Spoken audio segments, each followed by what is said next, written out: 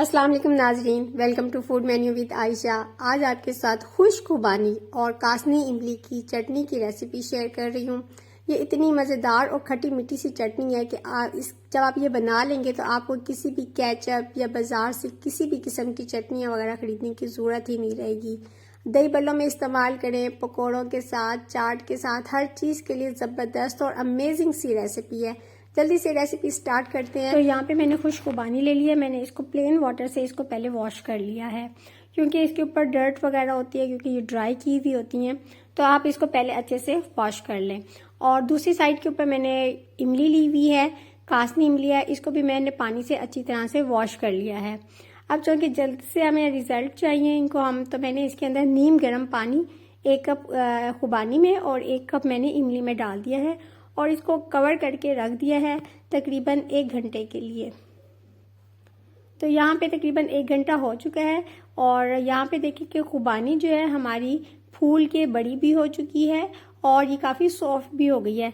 ये देखिए मैं हाथों से ही प्रेस कर रही हूँ तो ये बिल्कुल नरम सी हो चुकी है। यहाँ पे जो हमारी इमली है वो भी बिल्कुल सॉफ्ट हो चुकी है।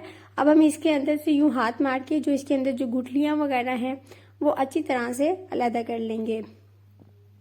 बहुत इजी है, तकरीबन 3 से 4 मिनट लगेंगे। आप इस तरह ऐसे ऐसे हाथ करके इसके अंदर से तमाम जो वो गुठलियाँ वगैरह हैं वो इसको अलग कर लें और बिल्कुल इसके पल्प को साइड पे कर लें। तो यहाँ पे ये जो हमारा पल्प है ये बिल्कुल रेडी हो चुका है। मैंने इसकी तमाम की तमाम गुठलियाँ निकाल ली हैं।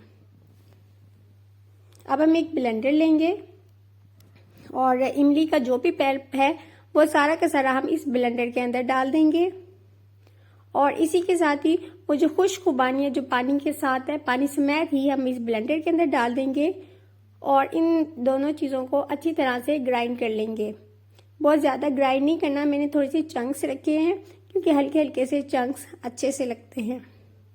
फिर एक कढ़ाई ले लेंगे, उस कढ़ाई के अंदर ये ग्राइंड किया हुआ इमली और खुबानी का पल्प इसके अंदर शामिल कर देंगे और इस ब्लेंडर के अंदर थोड़ा सा पानी शामिल करके इमली और खुबानी के इस मिक्सचर के अंदर शामिल कर देंगे, क्योंकि मिक्सचर अभी अच्छा खासा गाढ़ा है।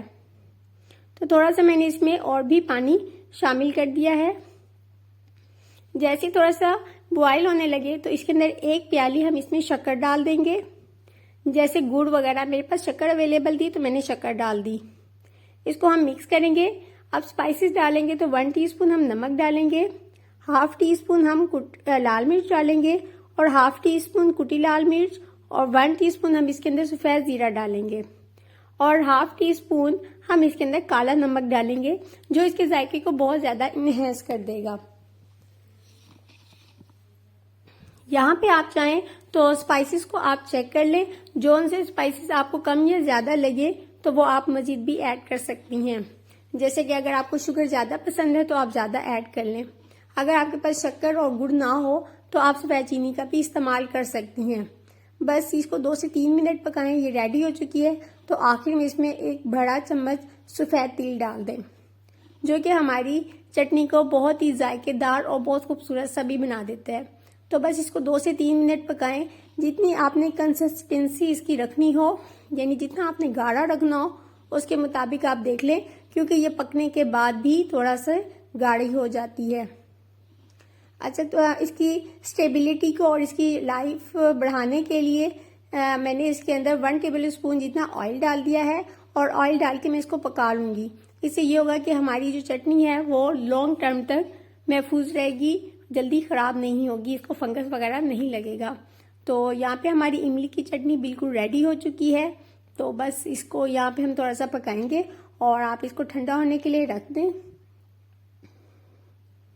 अब यहाँ पे हम इमली की अपनी इस चटनी को बाउल में निकाल लेते हैं और इसको ठंडा होने देते हैं। तो ये देखें, ये हमारी बहुत ही मज़ेदार सी डिलीशियस सी इमली की चटनी बिल्कुल रेडी है। आपसे रिक्वेस्ट है, अगर आप मेरे चैनल पे न्यू हैं तो चैनल को सब्सक्राइब कर लें और मुझे कमेंट करें आपको ये रेसिपी कैसी लगी। Thanks for watching. अल्लाह हाफिज़।